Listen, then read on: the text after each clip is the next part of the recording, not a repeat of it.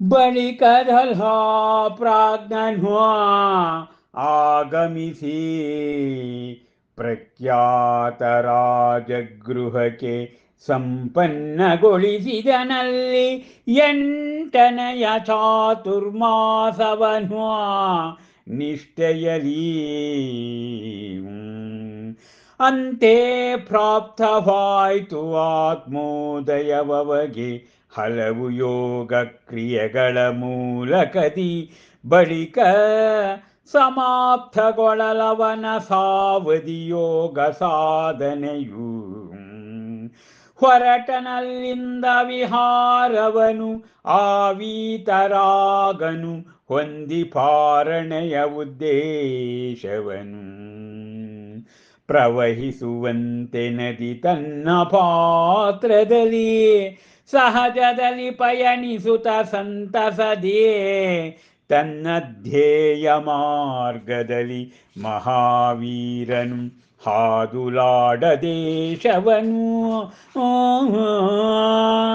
ಸಂದರ್ಶಿಸಿದಲ್ಲಿನ ಹಲವು ಆದಿವಾಸಿ ಸ್ಥಳಗಳನ್ನು ಅದರಲ್ಲಿ ಇರಲಿಲ್ಲ ಒಂದು ಯೋಗ್ಯ ಸ್ಥಳವು ಉಳಿದುಕೊಳ್ಳಲು ಮತಾಧ್ಯಾನವೆನ್ನೆಸಗಲು ಅಂತೆ ಅವನು ನೆರವೇರಿಸಿದನು ಸಾಮಾಯಕವನು ಅಲ್ಲಿನ ಉಪವನ ಒಂದರಲ್ಲಿ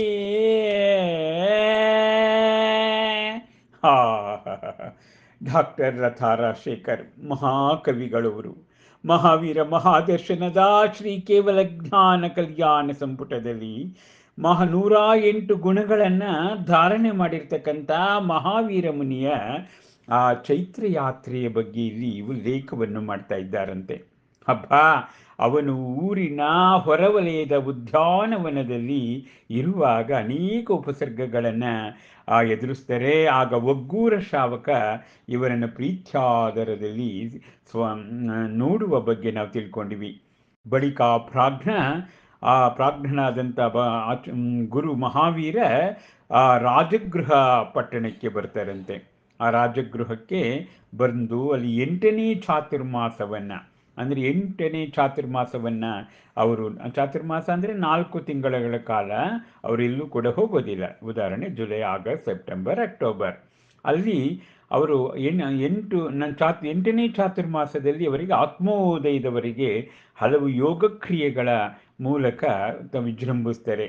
ಬಳಿಕ ಅವರು ಸಾವಧಿ ಯೋಗವನ್ನು ಪ್ರಾಪ್ತಿ ಮಾಡಿಕೊಂಡು ವಿಹಾರವನ್ನು ಹೊರಡ್ತಾರೆ. ಆಗ ಪಾರಣೆಯ ಉದ್ದೇಶದಿಂದ ವಿಹಾರ ಹೋಗ್ತಾರೆ.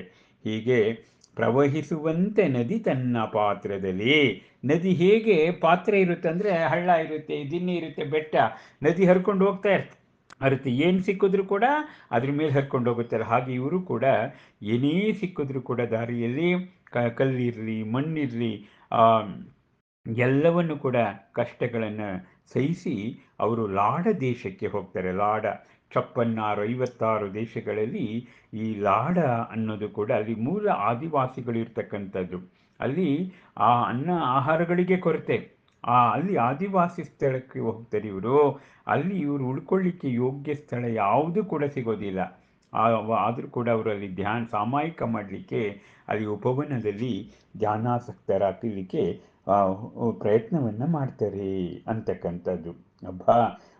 ಇವೆಲ್ಲವೂ ಕೂಡ ಮೂಲ ಮಹಾವೀರ ಕಾವ್ಯದಲ್ಲಿ ಇಲ್ಲದೇ ಇದ್ರೂ ಕೂಡ ಲತಾ ರಾಜಶೇಖರ್ ಅವರು ಇಂದಿಗೂ ಕೂಡ ಪ್ರಸ್ತುತವಾಗುವ ಮಹಾವೀರ ಆತ ಸರ್ವೋದಯದ ಅಧಿಕಾರ ಎಂಬಂತೆ ಚಿತ್ರಿಸ್ತಾ ಇರ್ತಕ್ಕಂಥದ್ದನ್ನು ನಾವು ಕಾಣ್ತೇವೆ. ನಮಸ್ಕಾರ.